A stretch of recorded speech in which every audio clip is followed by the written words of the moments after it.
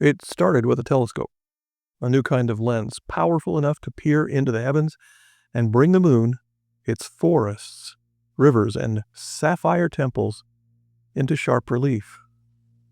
And what did it reveal? Life. Intelligent life with wings and opinions living under a crimson sky.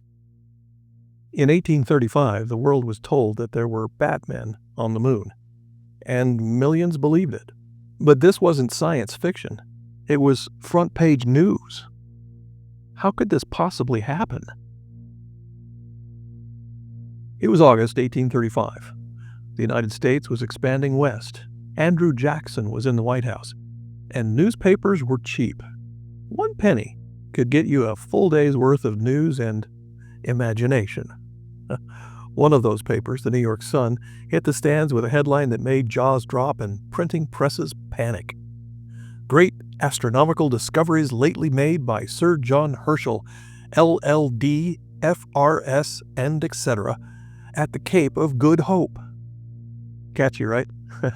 What followed was a breathtaking description of what astronomers had supposedly seen on the moon, thanks to a brand new invention, the hydro-oxygen microscope. Never mind that such a thing didn't exist. Readers learned about lunar landscapes bursting with color, lush forests, cascading rivers, herds of moon bison, and glittering cities built from sapphire and gold. And then the main event, Vespertilio Homo, Batmen. Described as intelligent, gentle, and deeply philosophical creatures who flapped elegantly through the thin lunar air. They had built a thriving civilization, and humanity had just discovered its neighbors. The public lost its collective mind. Newsboys couldn't deliver papers fast enough. The Sun's sails exploded. People lined up to hear the latest lunar update, like it was a serialized drama. And it was, because the story was published in 6 parts, each new chapter adding more detail, more creatures, and more architecture and design tips. People debated it on stoops and in barbershops. Did you see the sketch of the moon creatures today? Yes, majestic beings, and those temples, magnificent.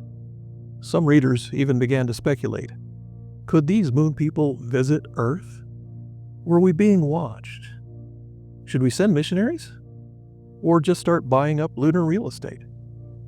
And rival newspapers? They were either furious or scrambling to join in. One editor reportedly muttered, "We're losing subscribers to Batman fantasy." Another one bitterly called the Sun the Moon Bat Gazette. But none of them could compete. For a few glorious weeks, this was the story of the century. There was just one problem. None of it was true. Not the telescope, not the Batmen, not even the quotes from Sir John Herschel, who, by the way, was real. He was one of the most respected astronomers of the day. He was also very much unaware that he had apparently discovered a lunar civilization. The entire story had been written by a man named Richard Adams Locke, a writer for The Sun, who perhaps thought he was creating satire, a commentary on how gullible people were, especially when stories came dressed in scientific jargon and a sprinkle of Latin. Only it didn't land as satire. It landed as fact. Locke hadn't just fooled the public, he fooled himself. His attempt at parody became a media wildfire, spreading across the continents and languages, and for weeks, no one questioned it, except for rival newspapers, because no one wanted to not believe it. So, how did a clearly ridiculous story convince so many people? Simple. It was dressed up like science to give credibility. It cited a real astronomer, Herschel. It claimed the use of an unbelievable, but fake, new technology. the hydro-oxygen microscope. It used Latin names, detailed observations, and most importantly, confidence. Combine that with the fact that the sun was cheaper and more sensational than its competitors, and you got the perfect recipe to go viral in the 19th century. And let's not forget one crucial ingredient. People wanted it to be true. Because, in a world where exploration was booming and scientific discovery felt magical, of course we wanted intelligent life on the moon. Of course they would be graceful, wise, and spiritual. Of course they'd have better cities than we did. And here's where it gets uncomfortable. Because we're still doing this.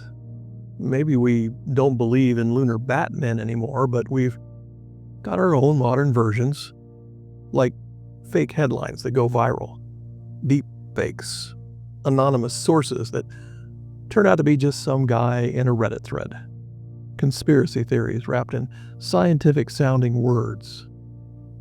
The Great Moon Hoax shows us that technology doesn't make people gullible. Hope does. But that hope, it isn't always foolish. Sometimes it's what drives us to imagine, to explore, to ask bigger questions. It only becomes dangerous when we stop asking whether it's true or not. That desire to believe, it makes us vulnerable. Then, now, always. So, what's the lesson in all this? Sure, it's fun to laugh at the past, but the Great Moon Hoax isn't just a funny footnote. It's a cautionary tale, one that floats across time like a crimson-tinted moonscape filled with beaver people and winged philosophers. So here's an ounce. Truth doesn't always sell, but a good story, it flies. And like Ronald Reagan once said of diplomacy, trust, but verified. And in a world where headlines move faster than facts, maybe we should be verifying a little more. Because even beaver-bat utopias sound great, until you realize they came from a printing press, and not a telescope. And that's it. An ounce, submitted for your consideration. Ever fallen for a wild story that later turned out to be bogus? Or better yet, if you were going to create a hoax of your own, what would it be about? Drop it in the comments, and don't forget to like, share, and subscribe for more strange but true stories from history.